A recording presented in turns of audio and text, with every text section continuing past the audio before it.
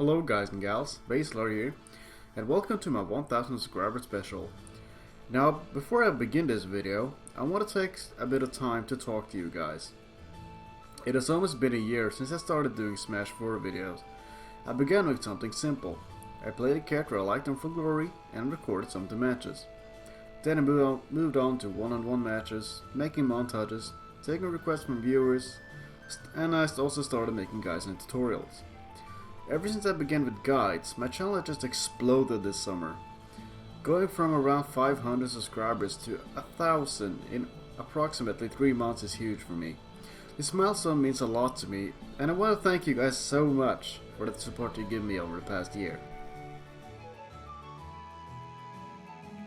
Alright, with that said and done, let's dive into the main content of the video. I made a little list over 5 different tips that can make you improve as a Smash player.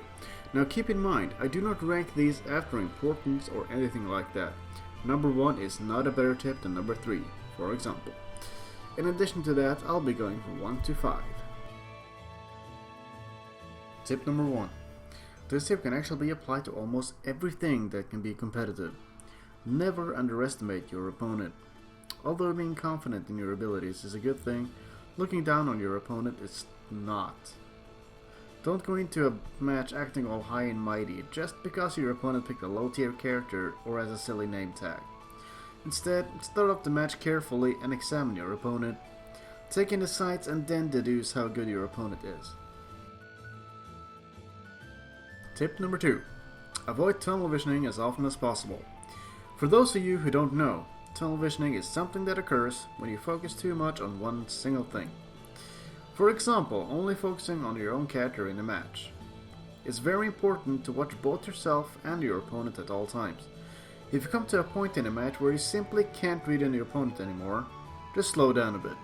Try to take some time and observe what your opponent is actually doing. Maybe you can find a pattern, and maybe you can do some light reading. Tip number 3. Even though it's fun to save replays of your wins and cool plays you did, you should also save the replays of where you lose as well. The harder you lost, the better. Watch the replay and be on the lookout for mistakes you did, and think about what you could have done differently. Remember guys, you learn more from making mistakes than being successful. Tip number 4. Even if you're leading with a stock or two, do not rule out the option that you can't lose. Keep playing it safe. Don't bite over more than you can chew. Your opponent can make a comeback anytime if you're not careful, and if you make a mistake, that could actually cost you a whole stock. This kind of goes hand in hand with tip number 1, but I decided to keep it as its own tip nevertheless. Tip number 5. Play whoever you want. Don't let things such as tier lists, or the internet, or even your friends change your opinion of a character. It doesn't really matter if you play a low tier or a high tier character. If you get the fundamentals down, you have a good chance either way. Of course, playing a low tier character requires more hard work, but it feels even more rewarding when you win. Simply play the characters you feel you have the most fun with. In the end, playing games is all about having fun, isn't it?